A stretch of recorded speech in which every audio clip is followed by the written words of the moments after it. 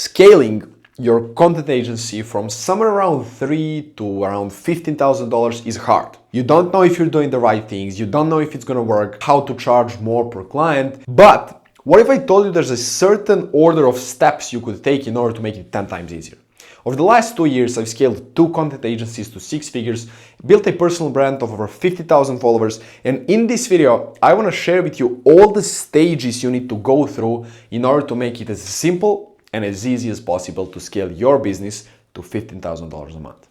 So let's get into it. Most people think that in order to scale their business to $10,000 or $15,000 a month, they just need to be doing more of what they're already doing, which is completely false. Especially today in 2025 and going into 2026, because there's millions of people doing exactly the same thing as you. So if you just do what everyone else is doing, just more of it, you're not gonna be able to scale and differentiate yourself from them. You need to do something different. And the truth is, in order to make around $3,000 a month with your business, you don't really need to be good at any skills. But if you want to scale further to $5,000, $10,000 or $15,000 a month, you need to get really good at one specific thing. One of the main reasons that allowed my agency to hit the first $10,000 in a month was because we were extremely good at post-production, which is still to this day really hard to find a person for. And the reason you need to get really good at only one skill is because the better you are, the harder you are to replace. And the harder you are to replace, the more money you can make. Imagine a salesperson, for example, in a company that's responsible for 60% of company's revenue. That person is super unlikely to get fired and can negotiate and make much more money than other salespersons because they're irreplaceable. And the same thing applies to you. You don't need to get average at 100 different things. You need to get really good at only one thing. But why is it like that? Why do you need to get really good at one skill? Because when you're at this point, you have a couple of clients, you're making a couple of grand per month, you lack one of the most important things in business and one of the most important requirements that's gonna allow you to scale further, and that is trust. People don't trust you and your skills and the things that you can do. So how do you gain that? How do you gain trust from other people? One of the only and the best ways to gain that in business and in anything in life is to have proof. And what I mean by proof is proof that you're actually good at what you do and that you can do what you say you can do. And then proof is gonna get you people's trust. So how do you connect all this? You're already working with a couple of clients, and the reason I'm telling you to get really good at one specific thing is so that then you can go and put all your energy and attention into using that one skill to get results for some of the clients you're currently working with. And once you get results for them, then you're gonna have proof. And once you have proof, you're gonna be able to build more trust with people, which is the most important requirement for you to go to the next level and eventually scale your business to $15,000 a month. All right, so now once you have the requirement number 1, which is proof that you're good at what you do in a form of case study or a testimonial, it's time to go to the second stage. And the second stage is all about systemizing. So let me ask you this, what is your business? Think about it. Your business is you delivering a service to other people in exchange for money.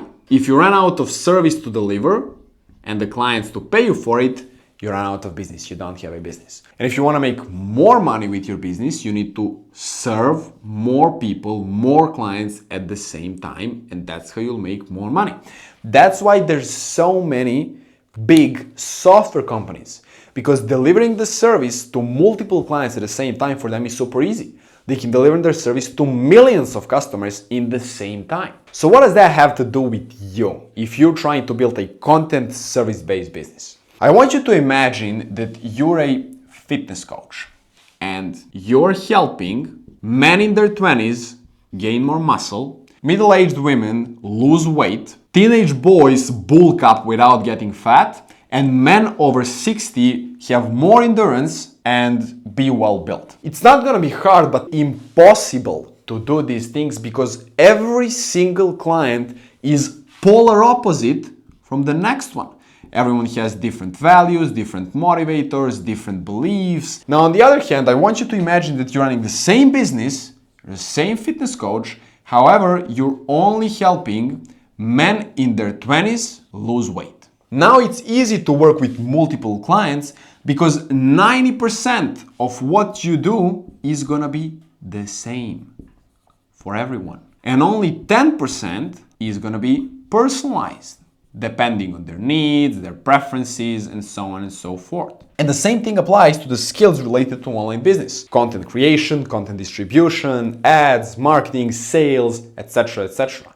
Now, the biggest mistakes that people make when they're trying to scale their content service-based business is mixing this up and thinking that they can at the same time help business coach and real estate coach and insurance agent and fitness coach and gut health coach and mindset coach and all these people in the same time that are in completely different niches, that they're working with completely different people with completely different preferences and needs. And what that's gonna do is you're gonna end up in the same situation and as this guy right here. It's gonna be extremely hard to create any systems around anything because every single client is polar opposite from the next one. So what you need to do, you need to choose a specific type of person that you wanna help. How do you choose that? Well, you look at the clients that you're currently working with and you look at the clients that you brought the best results for. And those are gonna be your starting type of people that you wanna help. Now you do the same thing for the promise, for the result that you're gonna promise to get them.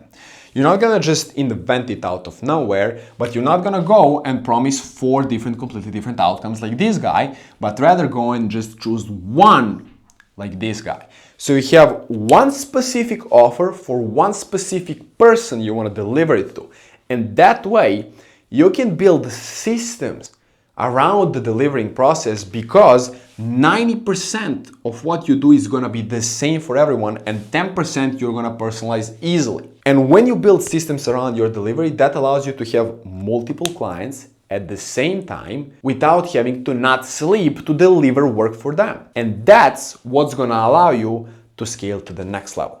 All right, so once you have a skill you're good at and you packaged it in a way where you work with one specific person to deliver one specific offer so that you can work with multiple clients at a time, now you just need to sign as many clients as possible for that offer. There's really 4 ways you can sign new clients. You can do organic content, you can do paid ads, you can do outreach, or you can get clients from word of mouth. But which one is the best for you? Over the last 2 years, I posted well over 1,000 videos for me and my clients, gained over 50,000 followers, spent $15,000 on ads, sent hundreds if not thousands of outreach messages, and I can tell you they all could work, but at different stages of your business. Think about it. If you're just starting out right now and you're making somewhere between $3,000 to $5,000 a month, spending thousands of dollars on ads is definitely a terrible option. On the other hand, word of mouth is good, but it's super unpredictable. You can't just go and get more referrals from word of mouth. Meaning, if you run out of referrals, you run out of business. Not a good option. So you're basically left with organic content and outreach. Both are free, both are predictable, meaning you can just go and do more of each one and get more in return. So which one's a better one and which one should you do? So let's break it out. The thing about outreach is that it's linear, meaning the more time you put into it, the more time and effort you put into it, the more results you're gonna get out of it. On the other hand, content is exponential. It's extremely slow in the beginning and then it shoots up and outperforms everything. And one of the main reasons for that is because it compounds. So if you send 10 outreach messages today, that's done. So tomorrow you need to start all over again from 0. Whereas if you post 3 videos today, they're gonna continue getting attention today and tomorrow as well and bringing in new people. And tomorrow you're gonna post another 3 videos.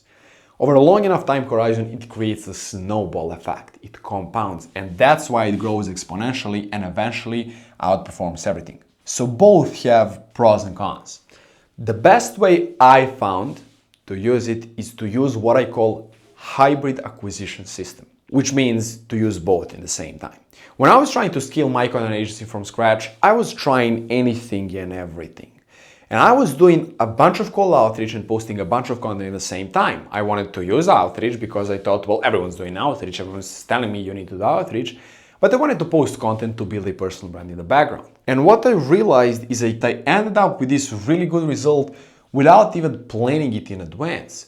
Because after some time, I realized that inside of my audience that I built by posting content, there's people that are qualified for my service.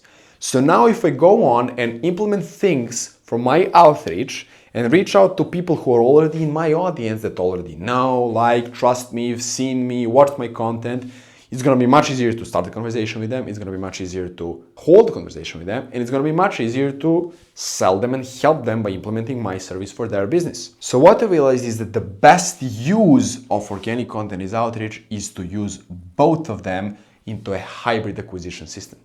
So what you do is you basically benefit from outreach being linear here while you're building this base of content that's really slow in the beginning. And then at one point, content is going to shoot up and outperform outreach. So you're going to start getting inbound messages from people interested to work with you. At that point, not only that you avoided the bad part of content because you used outreach all that time, but at this point, once content starts performing really well for you, outreach is going to change its direction and it's going to start getting even better results because of the personal brand you have behind it. So it's without a doubt the best possible system you can use to get more clients because you're doing both of the things that are free and predictable, so you can just go and do more and get more out of them, and you're using them in a way where you're getting all the upside and none of the downside. Which really brings us to the phase number 4. I'm a huge supporter of you doing all the client work in the beginning so that you learn all ins and outs of your service. So that once you need to hire someone, you know exactly what to look for. And even if you can't find the person with the skills you need at the moment, you can find the person that's trustworthy and reliable and train them up on the skills that you need. So now you're posting content, you're doing outreach, you have, let's say, 5 clients that you need to do work for. There's all these things going on this same moment. This is usually the phase where you don't really sleep a lot. You need more manpower in order to be able to get done all of these things and still do more and reach for more and get more clients and get more work done. But since you only have 24 hours in a day, you can't do it yourself. So you need to hire someone else and delegate some of these tasks to them so that you free up some of your time that you can use to focus on more important things. Now, one of the biggest mistakes people make here is when they want to hire someone for the first time, they want to hire someone for the task that they don't like doing or they're not good at. Most of the time, it's like sales or outreach or something like that. And that's one of the dumbest things you can do at this stage. Think about it. Sales and outreach and getting more clients is the only way that you can scale. And you're trying to outsource that part, the most important part of your business, to the random person you don't even know. Definitely a terrible option. The way I like to think about hiring and delegating some of the tasks to that person is you hire for the lowest leverage task that's gonna save you the most amount of time for the least amount of money. So for example, if you're running a content service-based business and for example, you're tracking all the numbers from all the posts that you're doing in a big spreadsheet for all of your clients, and because you have 5 clients, let's say, it takes you an hour a day to review all the numbers and check them and update them and go through the old ones and create a big report on all of this. So that would be a perfect condition to hire someone to do that instead of you. They don't require any specific skills to be able to do that. Like you can teach someone how to do that in like 15, 20, 30 minutes, let's say max, they're gonna save you a lot of time. And because they don't require any specific skills to be really good at something, your expenses are gonna be super low. Another example would be hiring someone to do the technical task of editing videos instead of you, because it's one of the lowest leverage activities you can do, especially when it comes to client work, and it's one of the most time consuming. So if you could do that, you could free up some of your time to focus on other things that will be much more important to bringing your clients results, like thinking about an overall strategy and planning their videos, planning the content, script writing, thinking about different formats. So the key is that you don't hire to delegate the tasks that you don't like doing, but to delegate the lowest leverage task so that you can free up some of your time to focus on higher leverage activities. And then you just repeat that process over and over and over again. So that's the simplest and the easiest way you can scale your content agency business to $15,000 a month, broken down into 4 phases. Now, by the way, if you want to get free mini course where I'm going in depth of every single one of these things and showing you how you can do it, you can check it out here. And if you want to work one-on-one with me and get me to help you implement all of these things specifically into your business, down in the description there's a link for my Instagram. DM me the number 44 on Instagram. I'll personally reach out to you and share all the details about how we can start. That's it, and if it's God's will, I'll see you in the next video.